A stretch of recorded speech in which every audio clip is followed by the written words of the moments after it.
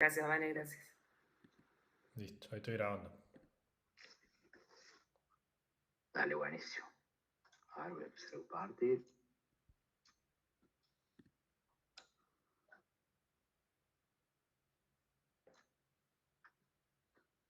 Bueno, primero gracias a todos que están acá.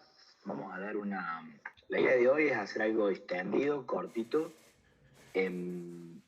No de meternos tanto en algo teórico ni de tener tantos conceptos, sino de presentar una librería que les pueda ser útil para análisis de datos, para manipulación de datos, especialmente tabulares o datos tipo time series, ¿no? Son datos que tienen asociado tiempo.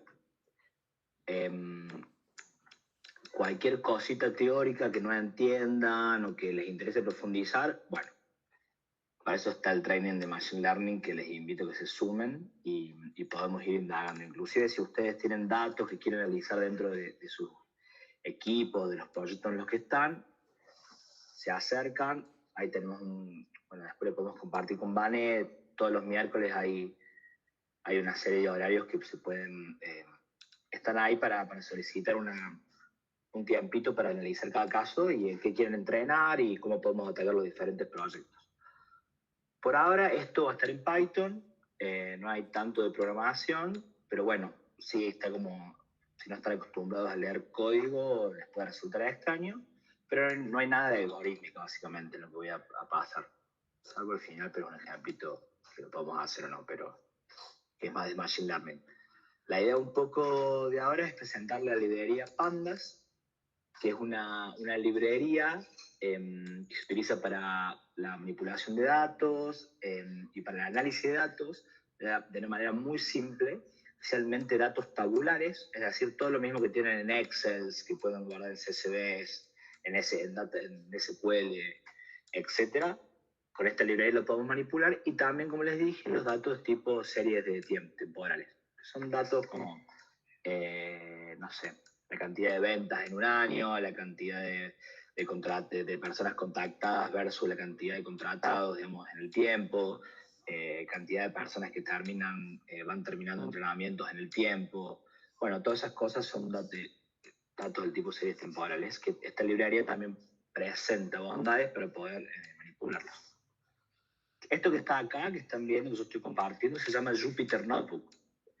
Un poco lo que les pasé para que instalen, les instala todo el servicio, el server, para poder levantar estas representaciones como HTML que las corren en su navegador y por atrás está corriendo Python. Esto les permite hacer una mezcla de cosas, les permite tener código y en paralelo de código poder hacer comentarios en Markdown.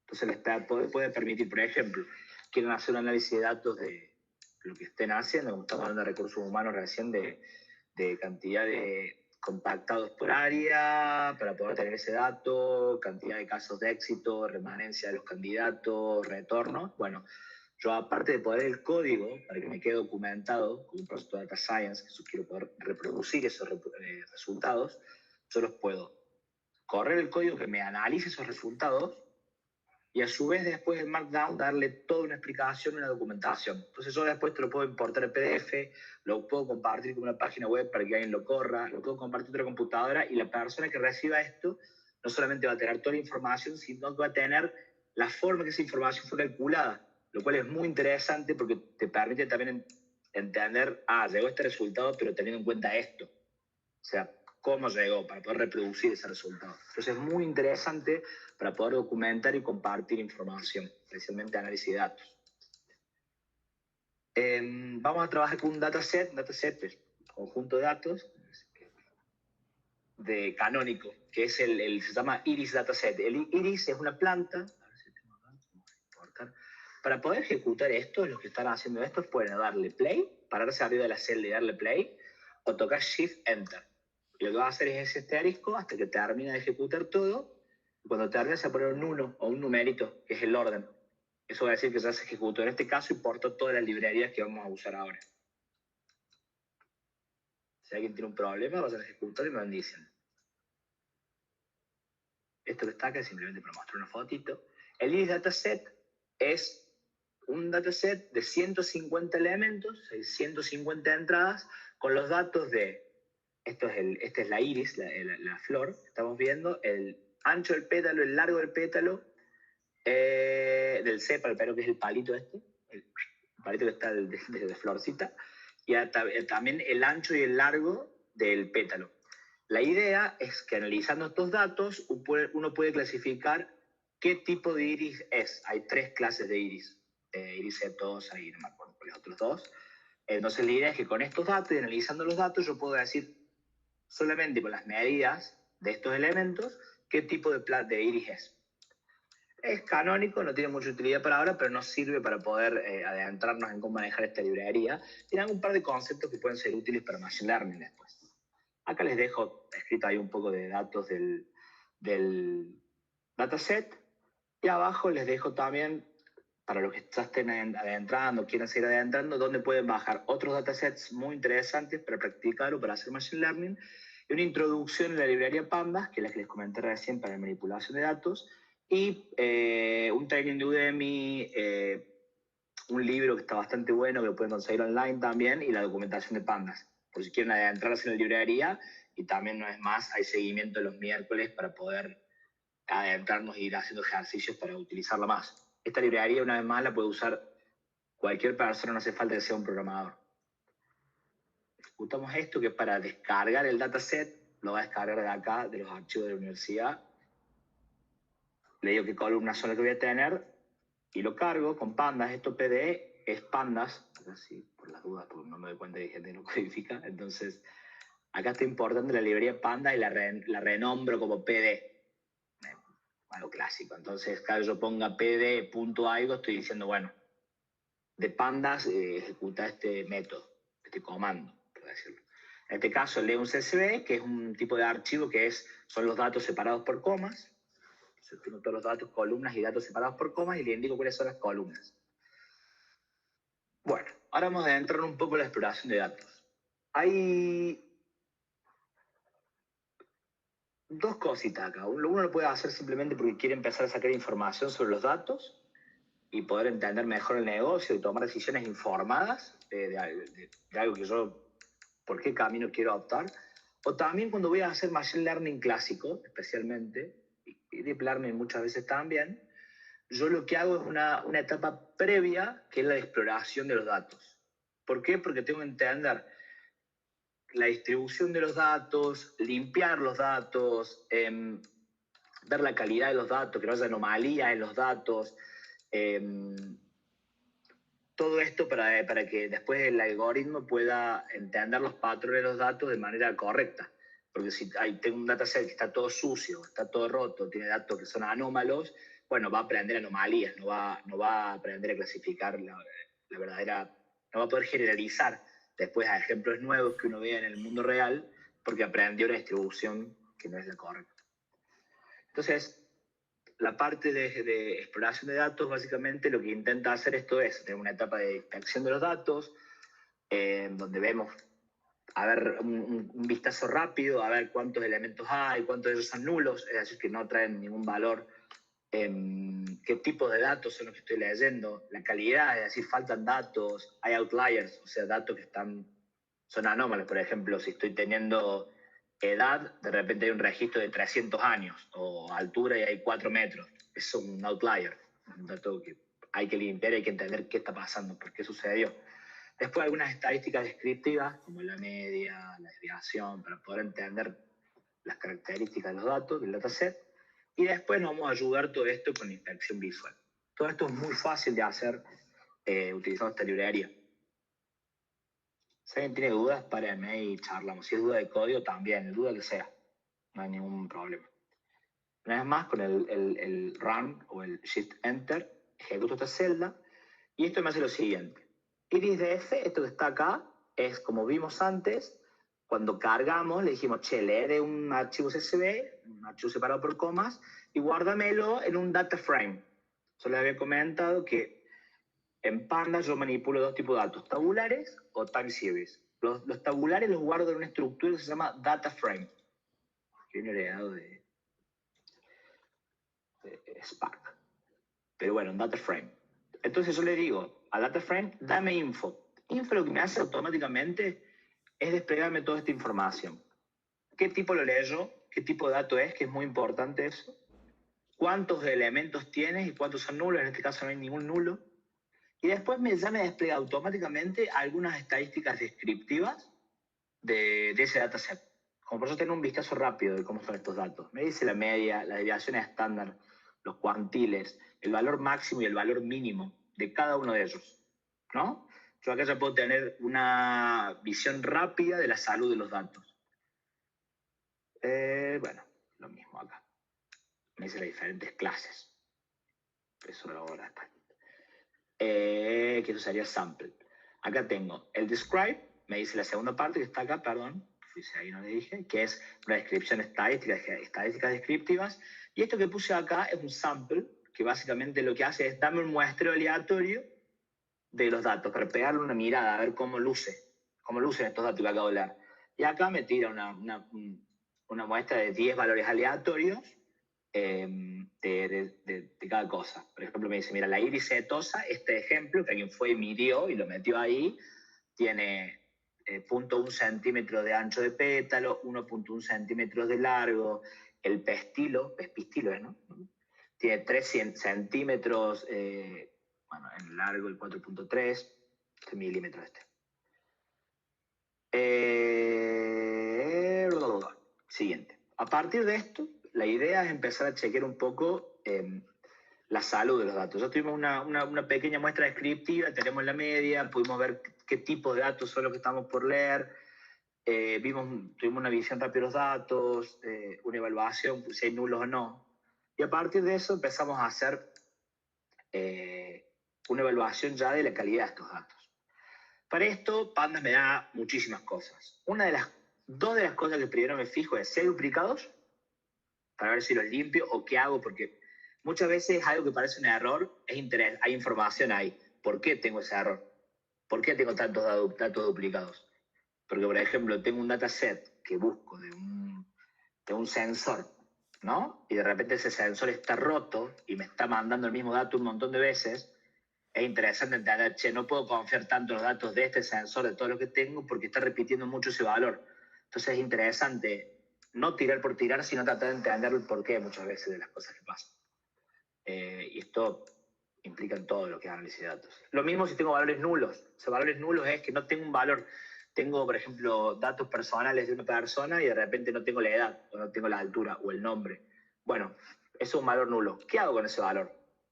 Un algoritmo no puede aprender de un valor nulo. Ese valor nulo me está dando información.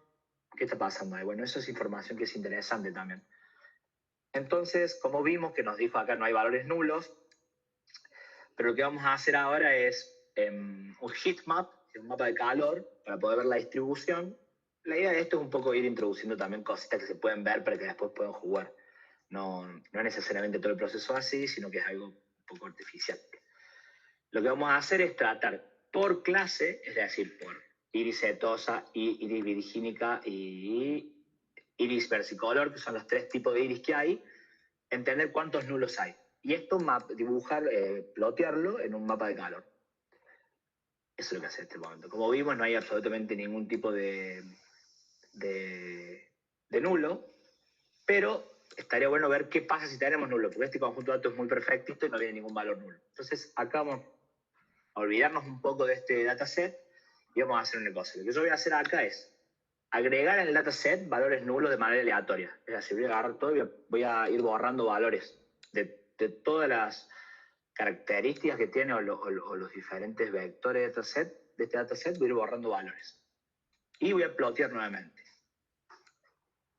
haciendo lo mismo que hice antes. Entonces, en caso de haber nulos, las líneas amarillas me dicen dónde hay un valor nulo, entre qué valores, para cada uno. Sepa length en 27, es como para tener una idea. Y acá pueden pasar un montón de cosas. Esto me sirve para entender la distribución. En este caso sabemos que hemos metido una distribución aleatoria, con lo cual tiene sentido que lo veamos distribuido de manera aleatoria por cada una de los vectores, digamos, de las features, o de petal length, sepal width, de cada una de estas cosas. Pero también podemos ver rápidamente en esta visión que los datos se pueden agrupar alrededor de algún valor. Eso también nos puede dar información, nos puede decir, che, hay que investigar ahí. Porque, ¿por qué tengo nulos ahí? Tal vez el nulo me está dando información que lo que yo pienso que no es información, en realidad me está dando toda la información que necesito para poder sacar una conclusión. Entonces, la ausencia de datos es un dato, es algo que aporta valor. Entonces, de esta manera yo puedo tener una visualización rápida para ir entendiendo estas cosas. Si tengo nulos, hay muchas formas que yo puedo lidiar con ellos. Bueno, acá les voy a dejar. Yo esto se los compartí para que se les quede y puedan ir viendo, lo tengan como una guía cuando quieren atacar un problema, y de cómo identificar los valores nulos, por ejemplo, qué cantidad hay.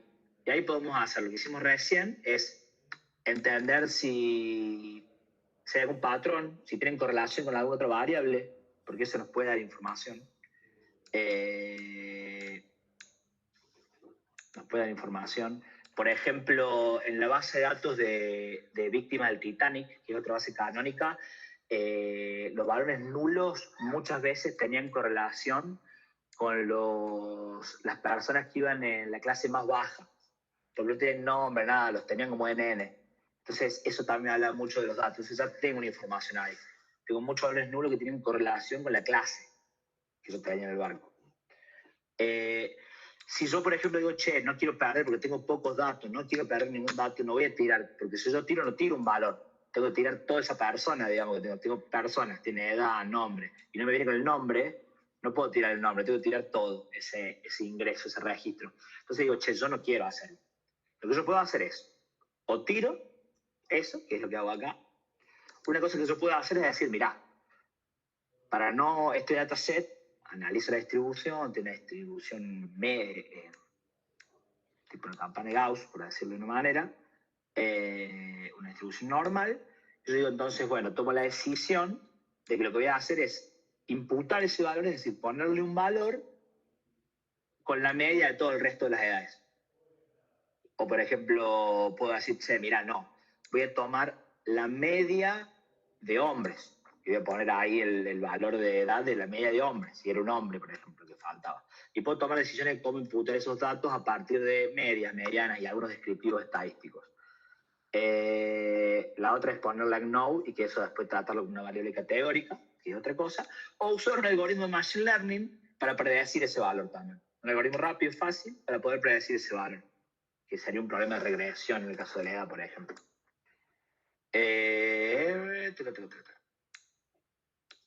La otra forma de hacerlo es crear un indicador, es decir, crear una columna nueva donde yo flagueo, meto un flag de 1, 0, donde yo tengo valores que pueden ser nulos.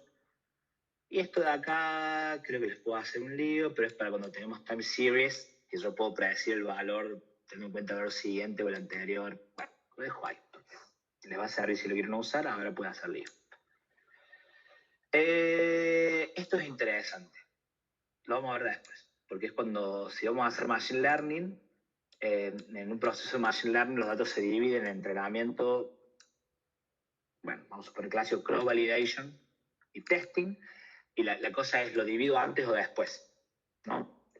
La realidad, en el set de Testing, yo no lo imputaría, porque, ¿qué pasa? El set de Testing, para los que ya están haciendo algo de Machine Learning, es lo que yo uso para dar un valor final como de reporte de mi algoritmo, que también están dando.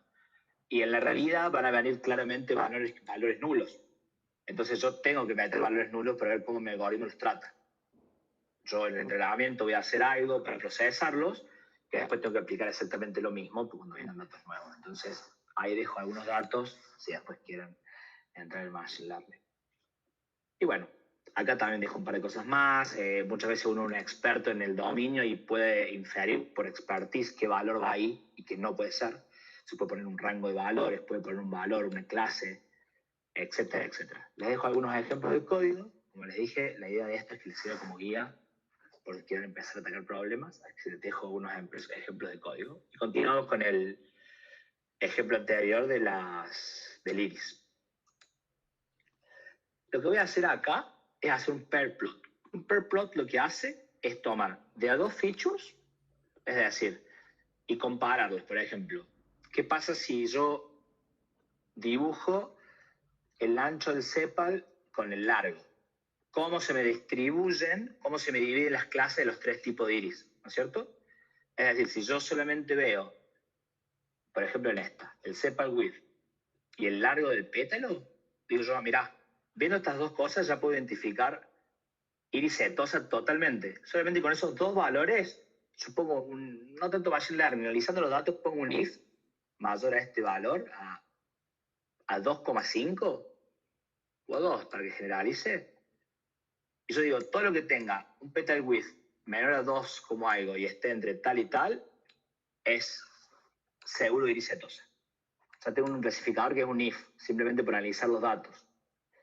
De esta manera yo también puedo ver cuáles son las features que más peso tienen, porque ¿qué pasa? En un algoritmo de machine learning ahora estamos en algo muy sencillo, pero muchas veces tenemos millones de entradas, tenemos vectores muy grandes de entrada, y de repente me dicen, bueno, esto tiene que correr en un sistema embebido que no puede gastar más de tanta energía, o esto tiene que correr en un celular viejo y no tengo tanta potencia, no sé, un lugar que no tengo tanta potencia, o no quiero gastar tantas horas de GPU, necesito pagar una máquina más chica. Bueno, muchas veces ahí lo que hay que empezar a hacer es analizar los datos para ver qué puedo tirar sin bajar mucho la performance del algoritmo. ¿Por qué? Porque necesito que procese menos, básicamente. Entonces, el análisis de datos es una de las estrategias, junto con otras, para trimear un algoritmo, o sea, para ir cortándolo y poder optimizar recursos en caso de ser necesario. Si tengo recursos, elimino todo. Lo siguiente es los outliers. Los outliers es otro de los análisis de calidad de los datos que hay que hacer, que básicamente son estos valores fuera de rango, como por ejemplo tener una edad de 300 años. Uno de los, si se acuerdan, haber hecho estadística en algún momento, o probabilidad, una de las formas de ver los outliers era usando los box plot, ¿no? Que tenías el rango intercuartil, que es la diferencia entre el tercer cuartil y el primero, y tenías los bigotes estos, que se llaman bigotes, que era un 1.5 veces, bueno, en la formulita que está ahí. Como les dije, ¿cómo lo calculaste esto? Lo pueden ver acá perfectamente. Entonces, la idea es decir, todo lo que esté por fuera de esto, que estamos viendo en sepal width que hay, son valores que no corresponden, son outliers, y estaría bueno tirarlos, o hacer algo, igual que con los nulos. Otro de lo que las cosas que puedo ver es la correlación. La correlación, para aquellos que no sé si lo han visto en estadística o no, es una propiedad lineal que lo que me dice es cuánto cambia una variable linealmente cuando cambia otra. Es decir, no sé, voy más veces a McDonald's, sube mi peso. No sé, medio lineal. Una cosa que mientras más sube una, sube la otra. Y hay algo inversamente proporcional en una correlación. Y cuando la correlación es negativa, lo que me está diciendo es cuando sube una, la otra baja linealmente. Pero esa es la idea. Y esto me sirve también para entender, por ejemplo, la correlación alta. Acá estoy viendo que el petal length, por dar un ejemplo, tiene, claro, 100% correlación con el petal length, porque esto es una matriz doble entrada, ¿no? Porque es la misma feature. Pero después me dice que tiene mucha correlación con petal width. Y yo, si tiene mucha correlación, tal vez puedo usar una de ellas. Porque ya las dos cambian similar, me están dando información similar, puede ser. Son solo suposiciones y después hay que tomar decisiones. Y la otra es con la clase. Yo estoy queriendo dividir el iris en varias clases, porque es una de las tareas que me puse. Y yo digo, mira, el petal length tiene mucha correlación con la clase. De hecho, si yo voy al petal plot, este de acá, yo cuando veo petal length y pongo solamente el petal length, yo creo que se separan bastante las clases. Siempre está el petal length, con cualquiera de las otras se separa mucho. Es decir, el petal length es un gran indicador, el largo del pétalo es un gran indicador de qué tipo de flores. Eso me está diciendo esto. Bueno, a partir de acá no sé si lo quieren hacer o no, si no lo que quieren o no, es la idea que puse acá es entrenar un clasificador y hacer una partecita de Machine Learning para ese extra, lo de pandas, algo rapidito como para y presentar la librería, pero acá y toda esta parte de acá es para entrenar un modelo muy básico y muy cortito de Machine Learning para correr esto que dijimos recién, para separar las plantas. Ahora les pregunto si alguien, por ahí, si no sabe nada de Machine Learning, o no les interesa, es como medio el vicio. Entonces pregunto si quieren lo paso y si no, les comparto y después me sacan dudas.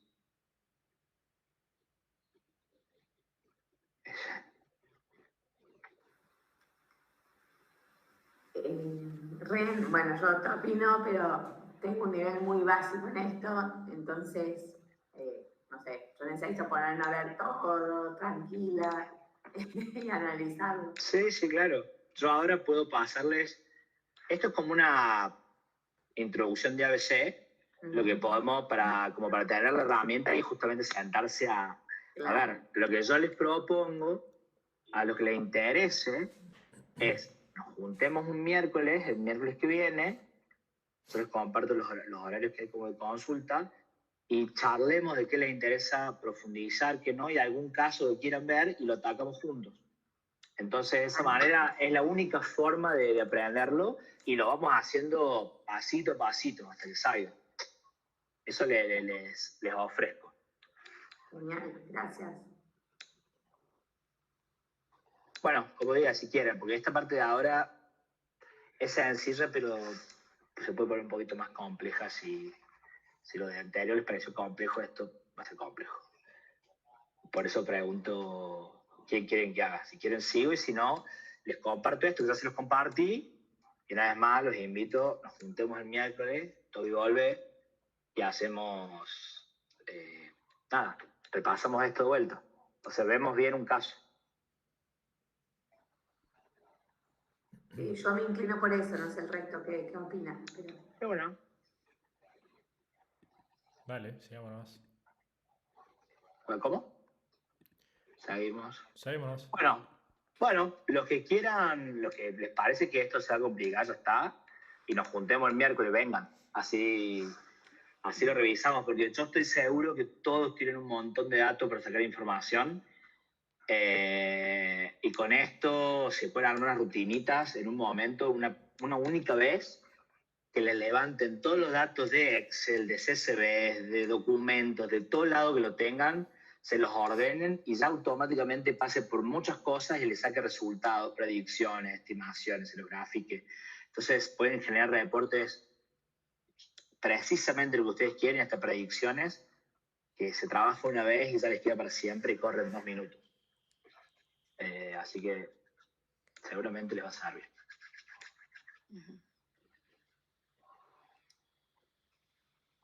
Perfecto. Bueno, esto sigo. Gracias, Elsie. Esto que viene acá, en realidad lo que vamos a hacer ahora, yo les dejo ahí arriba también documentación, por si quieren ver. Scikit-learn es una librería, es el estándar de Machine Learning clásico de toda la vida.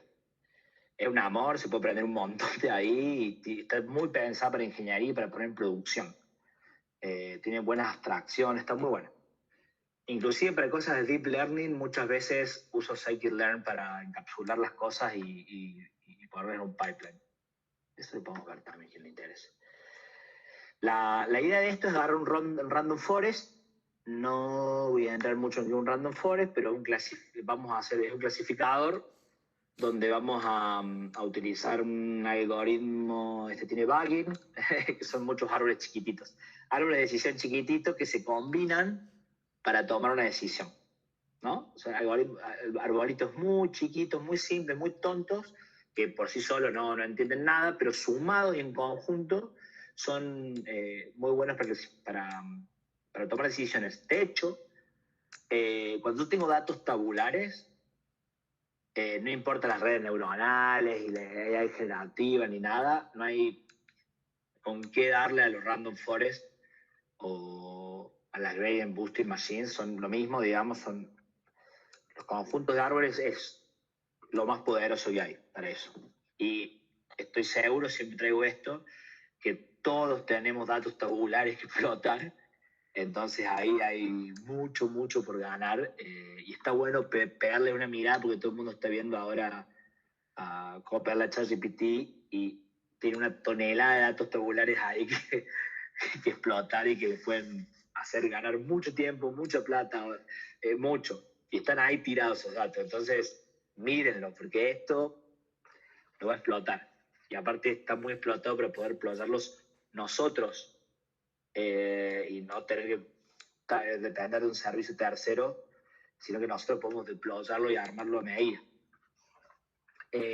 La idea de Random Forest, entonces, lo que voy a hacer es cargar un Random Forest con alguna cantidad de estimadores de estos pequeños árboles, y esto que está acá, el Random State, es el SIL, básicamente, del generador pseudo aleatorio, para poder tener reproducibilidad luego. Entro en el modelo, lo que yo hice antes, que está acá, ahora voy, es agarrar el modelo, los datos que limpié y que tuve, y partirlos un 80% para entrenar y el otro 20% los dejo para test. Digo, che, voy a entrenar este 80% y un 20% que no lo toco y lo uso para testear. Entonces, hago eso.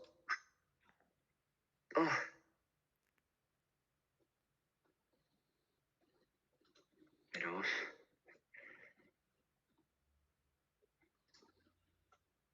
Está. Lo que les dije, este es el tamaño original, lo parto de modo tal que me queden para entrenar 116 y dejo 30 para entrenar. Es re chiquito esta cantidad de datos, pero sirve para entrenar un modelo de Random Forest. Entro en el modelo, que se va a entrenar en 2 segundos, y a partir de esto voy a ver unas cositas. Los Random Forest me dan la importancia de features, porque se basan en una cosa de teoría de la información. Hay varios, que es la ganancia de Gini, o lo que es la information gain, que, a ver si lo puedo explicar. Mira, un árbol es un ejemplo bastante para intuición nomás. Me dice cuál de las features me permitió ir de una hoja padre a 2 hijas, cuáles me dejó la hoja hija más pura. Pues el purity, a nivel de pureza. Es decir, si yo uso petal length, me quedaron más puras las hojas, con clases más individualizadas, no tan mezcladas en los hijos. Entonces, eso le va dando mayor importancia. Y lo que me dice acá, que lo que mayor, las features de las que les pase, que más le permitieron dividir son petal length y petal width, que anteriormente por el análisis ya vimos que esas son las features que también tenían mayor correlación, etcétera, etcétera. En esto es muy sencillo, como les digo, pero hay datasets, la mayoría en la vida real son muy complejos y no es tan directo hacer esto y ayuda un montón, todas las partes anteriores. Lo que hacemos después es hacer una predicción y lo que hacemos es ver la accuracy. Bueno, esto es lo que me está diciendo, que tengo el macro weighted. Este es por clases, tengo precision, recall y FN score y la accuracy. Les explico qué son estas métricas. La precisión sirve para lo siguiente. De todos los que yo dije, ahora vamos a hacerlo más sencillo. El clásico ejemplo del cáncer. Es un dataset imbalanceado. Si yo testeo 100 personas, 1000 personas, una, o de 100, una tiene cáncer, y después tengo un montón de casos que no, fueron falsos positivos, ¿no? O sea, no falsos positivos, pero estaría en duda que tenían cáncer, no sabía si tenían cáncer o no. O neumonía.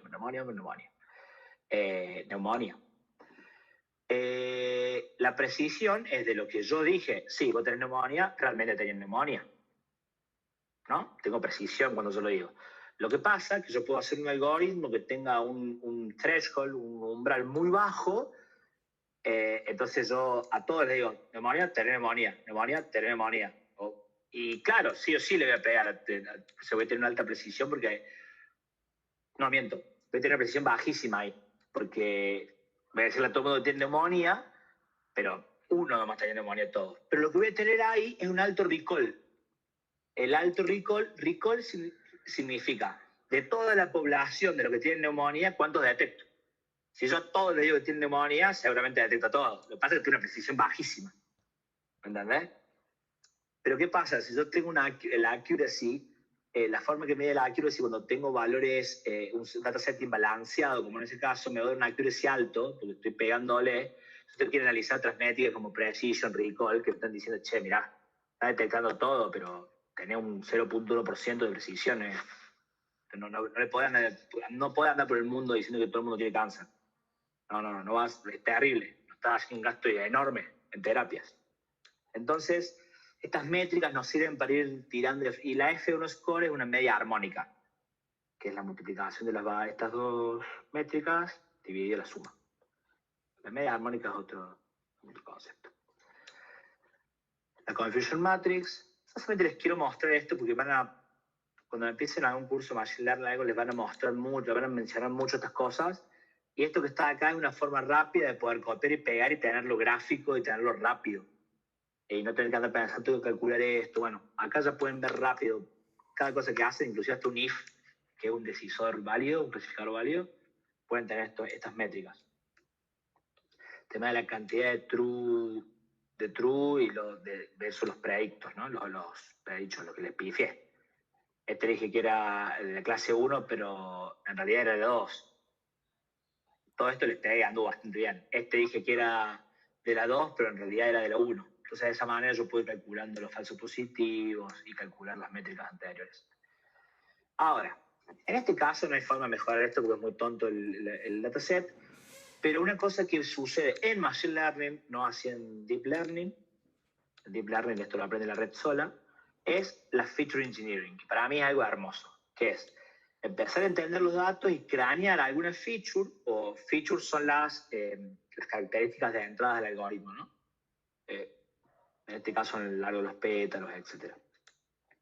Por ejemplo, digo, al algoritmo yo le meto, estoy metiendo largo, ancho, tal vez le hago procesar un montón, no puede sacar bien información, tal vez lo que le sirve es el área. Digo, si el largo y el ancho es lo que más usa, tal vez lo que le sirve es el área.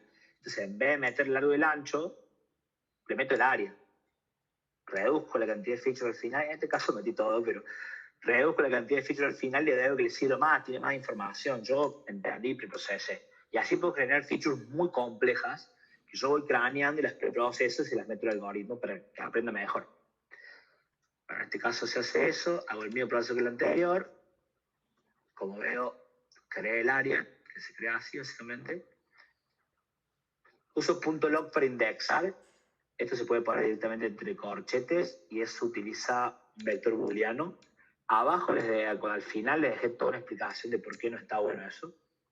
Porque lo usan mucho, lo van a ver en tutoriales así, lo van a ver en varios lugares así. Y yo abajo les explico por qué no está bueno usar eso y por qué está bueno usar log o ilog, alguno de los dos, para poder indexar los valores. Bueno, al crear esa clase nueva, que es esta, petalaria, entre un algoritmo igual, tuki, lo mismo todo. Es los mismos valores porque no hay más que hacer. ¿Qué pasa ahora?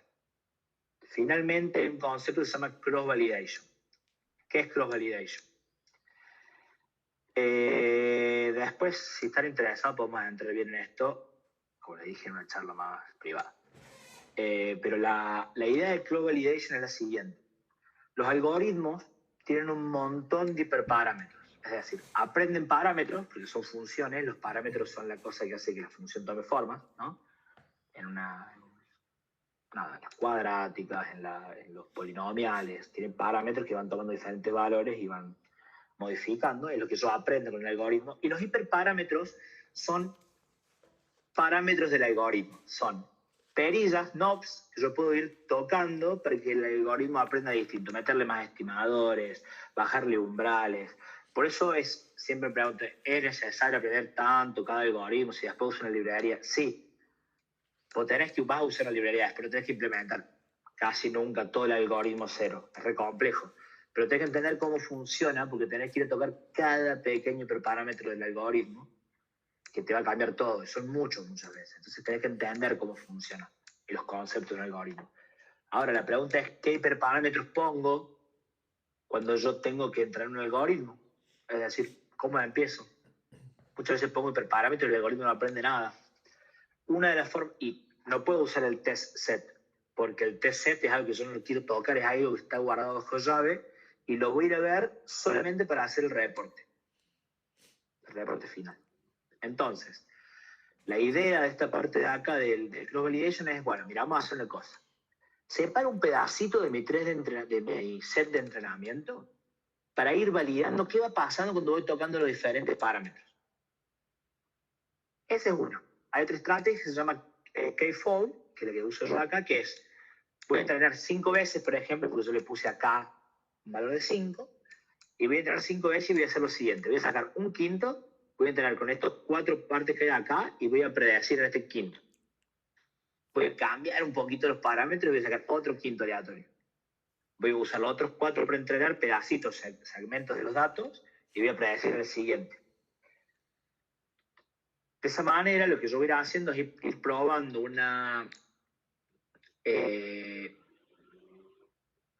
array o una lista de hiperparámetros que yo creo que son posibles para ver cuál se acerca más. Y no lo voy a estar usando el test-set, porque si lo estoy usando el test-set no estoy diciendo cómo mi algoritmo va a generalizar cuando salga después in the wild, en los salvos, digamos, en la calle, en producción. Porque lo que voy a estar haciendo es decir, es como ir tuneando, ¿viste? Cuando vas, armas algo y le vas a meter un clavito, un golpecito acá, para que se vaya adaptando. Tenés una idea original que la pones y no funciona y empezás a ajustarlo de acá, le metes una trabita, una ruedita, un papelito. Bueno, si haces eso con el test set, claramente cuando salga afuera los datos no van a estar adaptado a eso. Entonces, el test set está bajo llave y es para ver cómo funciona una aproximación de realidad. Entonces, lo que haces acá es usar esta estrategia de un pseudo test set que se llama cross validation.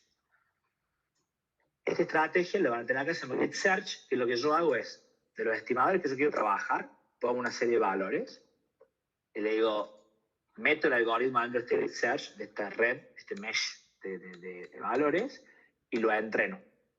Entonces lo que va a hacer es ir probando. Hay muchas estrategias, esta es como chiquito de fuerza bruta, hace todas las combinaciones posibles, y después le digo, che, dame los mejores estimadores, y me dice, estos son los mejores hiperparámetros para entrenar todo el algoritmo. Después lo entreno en todo el training set, ya saco el cross validation y lo corro de vuelta. No me corro ahora porque demora bastante. Pero esa es un poco la idea. Cuando se separan los datos, tener un training set, un cross validation set y un test set. El machine learning clásico, nada más. En deep learning la cosa cambia totalmente. Acá al final les dejo, por si quieren pegarle una mirada, un par de cosas.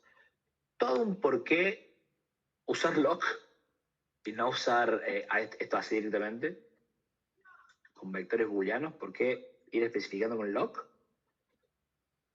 Y después les dejo un par de pandas tips que van a hacer que funcione de manera más óptima cuando utilicen pandas.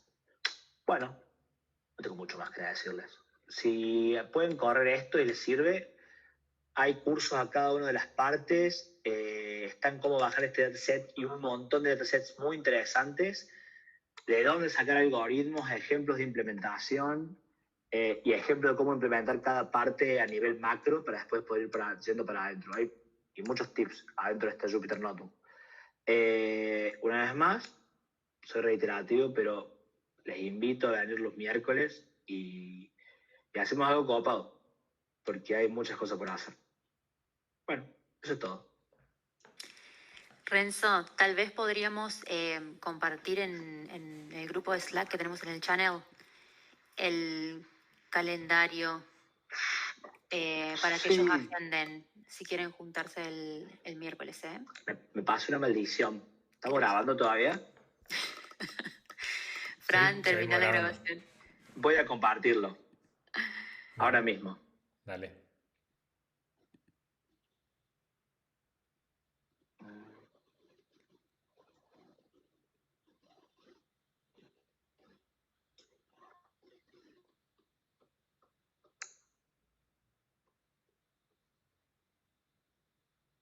¿Está?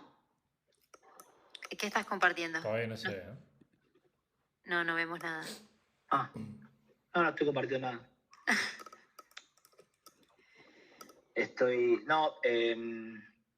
Perdí, lo quise compartir y se me perdió el link con los horarios. Ah, ok. Digo, ¿dónde lo dejé? Pero está en el documentito. Ahí lo busco. Uh-huh. La idea, chicos, posta, hay muchas cosas por hacer. Y si se acercan, lo van a agarrar en 2 minutos, cosas básicas. Y podemos no hacer el training. La idea, me parece que con Mari también venimos hablando, hay un plan propuesto pero no son muchos los interesados. Entonces, por ahora está bueno que se acerquen, charlemos y larguemos por el camino que les quede más cómodo a ustedes. Está el caminito lindo, feliz y largo.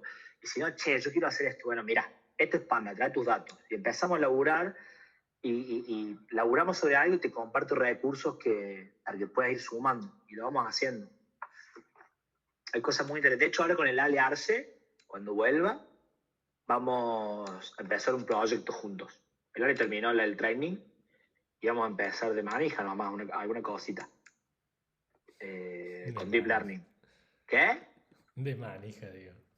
Sí, porque tenemos ganas de experimentar unas cosas y yo tenía ganas, le dije, Ale, ¿te prendes en este? Me dijo, sí, de una. Así que con el Ale vamos a ver de hacer algo. Bueno, un aplicable, está bueno. Sí. El Ale lo que le pasó, estaba queriendo hacer una cosa a todas estas cosas que hace él de bitcoins y etcétera, pero bueno, lo llevó. Vino Findex a su vida y nos lo llevó. Ahí fue. Pero sí, me parece que ¿dónde me dejé? Bueno, se lo compartimos después en el... Ahí está. Acá está. Mira, les comparto esto acá. Es como el plancito en general, tienen millones de links a cursos.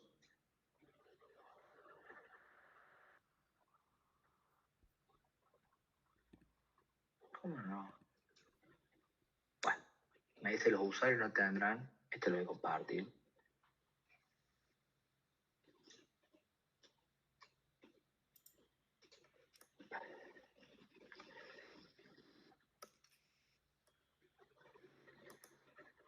Qué raro, me dice que no pueden...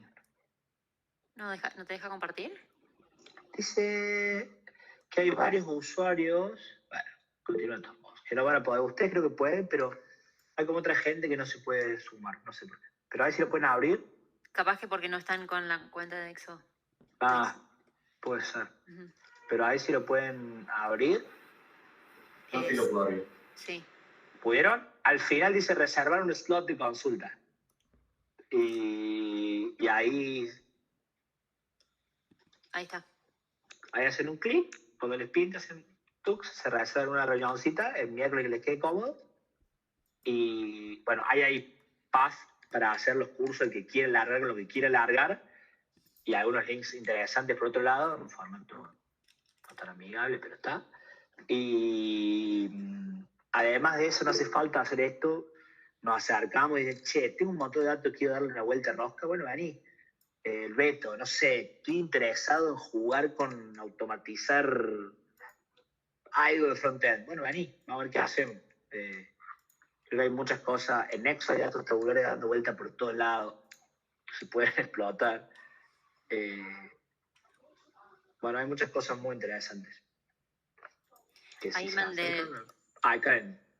Ahí mandé el link. No sé si con el link solito ese, Renzo, ya te lleva. Ajá. Sí, si das el link ahí, clic, te va el calendar y vas, y eso automáticamente a mí me reserva un lugar ahí para tener esa reunión y meter un meet. Uh-huh. Bueno. Así que me parece que está bueno, se pueden sumar. Creo que hay cosas re lindas para hacer y yo tengo ganas de, que Fran me escucha acá, tengo ganas de ampliar el equipo, así que si hay gente, o sea, en diferentes áreas. Hay gente en la cola para eso, así que ponete segundo. Bueno, pero ¿qué estás brindando vos? Qué bueno. No, una motoy. Vamos a hacer una huelga. No, pero ampliarlo piola, como que empecemos a tener conocimiento, digamos, la gente de acá que estamos trabajando en esto. ¿Qué sé yo? ¿Todas las áreas se pueden beneficiar, Renzo? ¿De alguna manera? ¿De alguna u otra? Sí. No te digo precisamente con Machine Learning, pero datos manejan todo. No trae Jera. Jera es más experto en datos que yo. Y digamos, creo que todo el mundo... Sí, Jera, sí. Hay un montón de cosas Sí, todo el mundo maneja datos. Todo el mundo maneja datos. Y aunque no sean... Che, no tengo problemas tan complejos, ¿no? Bueno, pero esto es... Yo lo uso... bueno... Me acostumbré, yo tengo una Jupyter Notebook que cualquier cosa que tengo que hacer, yo abro un CSV ahí y hago todo ahí. A mí me va cómodo analizar los datos así, qué sé yo. Después hay herramientas que están buenas, pero yo me automatizo cositas ahí. Me parece que es re útil. Todo lo que tengan datos de algún tipo les sirve. Perfecto. Bueno, Muy bueno. Muchas gracias por compartir el conocimiento. Muy bueno. gracias, Taller. Renzo. Grande Renzo. Buenísimo, Renzo. Estamos Muchas viendo. gracias por Gracias, todo. chicos. Bye, Adiós. bye. Nos vemos. Chao, chao. Chao. Chao. Chao.